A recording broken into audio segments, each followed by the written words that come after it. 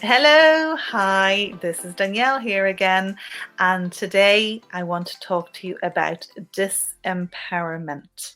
Okay, you see, disempowerment. Are you feeling disempowered right now? And do you even really know what that means? Okay, do any of us really know what that means? What is the difference between being disempowered and being empowered? You see, your subconscious mind, and if you haven't heard this before, your subconscious mind is actually 93% of your whole mind. Only approximately 7% is your conscious mind, and around 93% is your subconscious mind. What does that mean? That means that, in fact, it is your subconscious mind that's ruling you. We think we're working from our conscious mind, when in fact, it is our subconscious mind that is actually ruling us. So, you see, your subconscious mind, it doesn't think or it doesn't reason independently. It merely obeys the commands that it receives from your conscious mind. So, just as your conscious mind can be thought of as a gardener planting seeds, your subconscious mind can be thought of as the garden or fertile soil, okay, in which the seeds can germinate and grow. And our job here today is to help those seeds to start to grow and to germinate. Okay. So there's two things I want to share with you about your mind. The first one is your mind lies to you all the time. Okay? It lies to you all the time. And the second one is your mind believes everything you tell it to be true. Okay? So think about that. Your mind lies to you all the time, and your mind believes everything that you tell it to be true. So, what can we do with that information? Okay, and how does it actually work? Let me explain a little bit more about your mind, about your brain, so that you understand it. And this was a huge light bulb moment for me. Okay, think about it this way. Imagine I'm holding a snow globe right now. And in that snow globe, and let's just say that snow globe is your mind. Let's say the snow globe is your mind. Okay, that's your brain. That's your brain. That's your mind. And the snow globe, inside the snow globe, it holds all these little tiny snowflakes. And these tiny snowflakes are your thoughts. And when your mind is busy and it's full, all those flakes are shaking around, and your mind is full and anxious and stressed, and you can't see the wood from the trees. And then when you allow those snowflakes, those thoughts to settle and calm down, your mind is clear, right? It can be clear and empty. So the snow globe is your mind. You with me? The snowflakes are your thoughts. You got that? Okay. But the real question is, who is holding the snow globe? Okay. You are, right? Okay. The snow globe is your mind. Snowflakes are your thoughts. But who's holding the snow globe? Your mind? You are. In other words, my point is this: you are not your mind. You are something more spectacular, more incredible, more amazing than you could ever imagine. Okay. You're a soul, a spirit, an entity, whatever it is that you want to believe in, your energy itself. Okay. But you are not simply your mind. Guess what your mind is? It is the most wonderful, incredible computer that you could ever come across. And that is simply what it is. Your mind is a computer. So why is this relevant for you? Now, I'm sure you've used a smartphone. I'm sure you've used a computer, so you know how a computer works. So let me ask you this. Let's say you went along to your laptop or you went along to your phone and you went onto Google and you typed something in. So you were searching for something, anything at all. Maybe you were searching for, I don't know, advice on how to study for exams. Okay, anything at all. Maybe it was whatever you might be searching on Google. And let's say, what answers do you think you would get when you actually type that in? Okay, probably you're going to get advice on how to pass exams. Okay, if you typed in the latest fashions, or some makeup styles, or some nice runners, or whatever you're in, whatever it might be, the latest smartphone, you're going to probably get, coming up on Google, a whole sequence of different results based on the question that you asked, based on what you put into Google. Okay, if you're looking up smartphones, you're going to get information about smartphones. If you're looking up makeup, you're going to get information about makeup. If you're looking up Nike runners, you're going to get information about Nike runners, right? Makes sense. You're with me so far. So it has never really popped up on the screen and said, hey, you, no, I don't think you should look up Nike runners today. I think you should go out for a walk. It probably has never done that, has it? Okay, why is that? It hasn't done that because it is simply a computer. Now, so you're with me so far. So your computer has to, you put something in. So in other words, it's coded, it's programmed. You put information into the computer and it comes back and gives you results based on the question or the comment, the word that you put in. In other words, it goes into its files and looks for anything that is relevant to what you put into the computer, and it gives you the stuff that's most relevant at the top, and then it goes further and further down to the least relevant. Make sense? Guess what? Your brain is exactly the same as that because it is simply a computer. Now, this is where it becomes very relevant, and the difference between disempowerment and empowerment. So let's say you put into your computer something such as, why am I such a failure? Why am I so stupid? Why am I so unlovable? Why am I so always going to be alone? Why will I never be happy? Why do I feel this way? Why do I feel so bad? Why am I feeling so sad, so depressed, so anxious, so stressed, so lonely, so afraid? Okay, so let's say you've asked a question like that to your Google, to your computer. What answer do you think your computer has to give you? Now, I'll tell you a little bit about me to give you an example of what happened in my case. Many years ago, when I was a child, my parents broke up. And I was very, very sad because I'm half Irish, half Italian, and my mum came back to Ireland and I didn't see my dad for a very, very long time. Now, thankfully, now we have rekindled our relationship and we're very close. But there was a long period of time for about 18 years where we were apart and I felt very unloved and abandoned by my dad. Now, when things got bad and when, things got really, really bad, that's when my emotions popped up to the surface because these were issues that I'd never ever resolved. This is before I learned all this mind stuff. And I would sit at home and I would ask whoever might be listening, and I would say inside my head questions such as, why did this happen to me? Why did my dad leave me? Why did he abandon me? Why didn't he love me? Why didn't he care?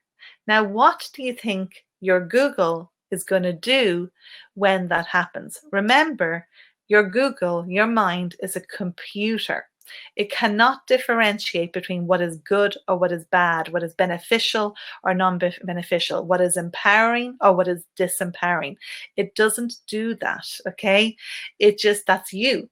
The computer, the mind, just simply answers and has to go and look for something through the files that's relevant to it. So when things got bad for me and I asked those type of questions, my Google, my computer would go along and would go, okay, let's see what we got in the files. So it would search through the files of all my past, everything that's happened, and it would have to give me something that was most relevant, because remember, it wants to please us. I spoke about that in the first video when I was talking about awareness and how confirmation bias wants to help us prove us right. So your mind wants to please you all the time. It's simply doing its job because it's simply a computer and it has to answer whatever you program into it. So it goes in the files and it says, okay, tell her that she's feeling bad because her dad didn't write to her. Tell her that she's feeling bad because she's half Irish, half Italian. Tell her that she's feeling bad because the weather here in Ireland is so depressing. Okay. So it would have to go and look and give you answers. So if you're feeling bad right now, if you're feeling low right now, think about it this way. Your computer has to do its job. Your mind has to go and find for something, anything that's relevant and similar to please you. So it will find anything, okay, to please you. It thinks it's pleasing you. So we'll find some information, and that means that those thoughts pop up in your mind.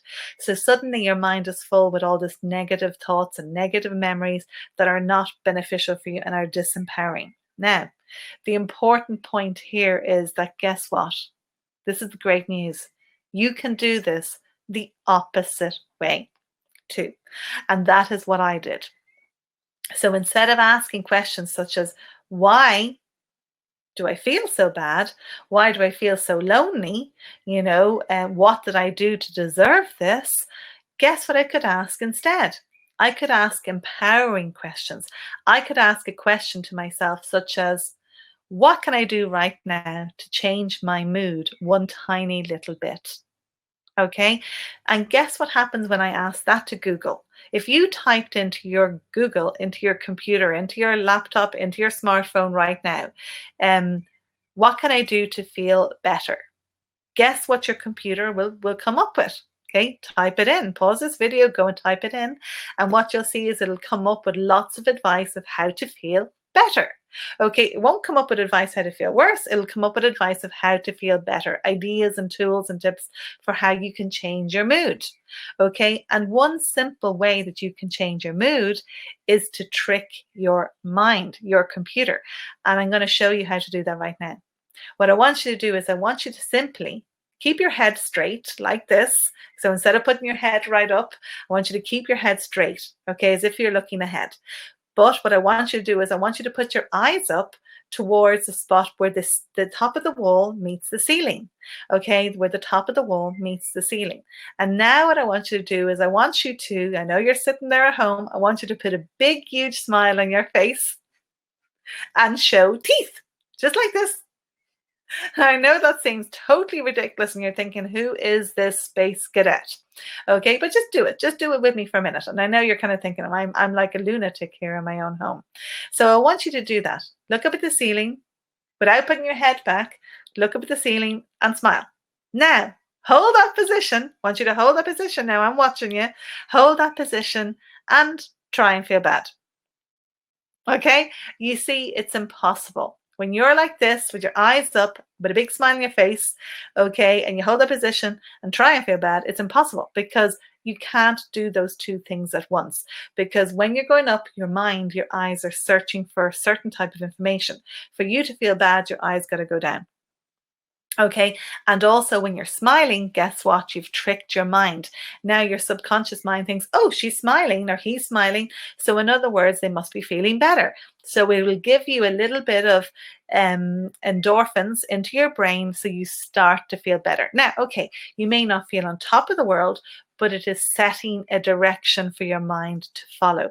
So it's lifting your mood. When I was at my worst, of course, I wasn't going to go from feeling really depressed to feeling ecstatically happy just like that, although it can happen. But what it did was it started setting my mind in a better direction. So I would go from feeling really, really low. And if you watched the first video and understanding the difference between self-absorbed and self-aware, I understood that instead of wrapping myself up under the duvet and staying in a self-absorbed state, absorbed in all those negative feelings, I could sit up. Okay, I could put a silly expression on my face. And even if I was laughing at myself, it was still one step up than being self-absorbed and wrapped up and feeling like the world was coming down on me. Okay, that is setting a better direction. Now, the next step from that is maybe getting up out of bed, putting your runners on, sitting outside in the garden, going for a tiny little walk, getting some fresh air. These are all steps to set you in a better direction. And you can start to trick your mind so that it understands which way to go and then your mind will follow. Okay, I hope that makes sense. So that is kind of what I wanted to speak to you about on disempowerment. There's also one more little exercise that is a beautiful exercise to do, and I would like to finish this video with you on this.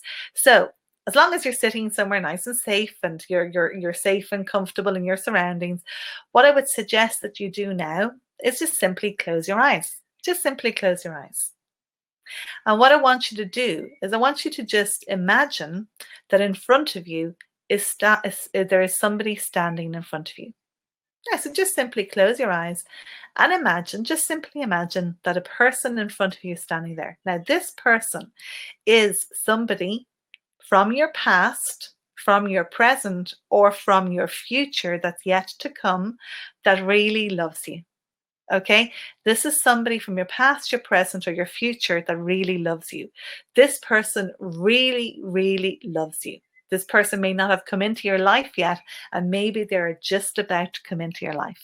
Okay, now this person is standing in front of you and they're looking at you with this look of love. I know that's so corny, but just go with it. Okay, so just look at this person.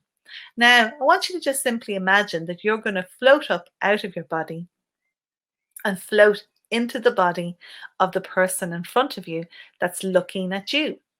Now, when you float in right now, that's it, float into that person. And I want you now to look at yourself through the eyes of love. Look at yourself now through these eyes of love.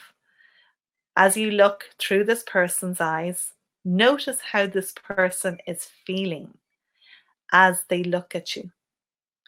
Notice what this person sees in you. Notice the qualities that this person sees in you as they look at you with love. Notice as you look through these eyes of love, the qualities that you had forgotten in yourself, or maybe had never even noticed. Notice what it is that they love about you. Notice what it is that they like about you. That's right. Notice what it is that they feel really proud of when they look at you. Notice those qualities. Look at them now, the qualities that they see in you. Notice how they think about you and how they speak about you and how they feel about you as you look at yourself through these eyes of love. And notice those qualities really well inside of yourself now. And bring those qualities and that awareness and that knowledge and that sense of empowerment as you realize all those qualities that this person sees, they're inside of you right now. As you bring them back and bring them back into your body right now, as you realize that those qualities were there all along.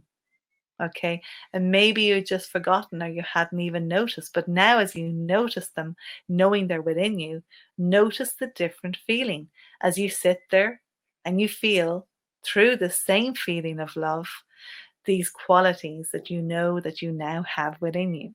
Now, from this state, from this emotional state of empowerment, knowing what you know now, becoming more aware of what you didn't know, and now being more empowered because you're in a powerful state, you can do so much more with your life.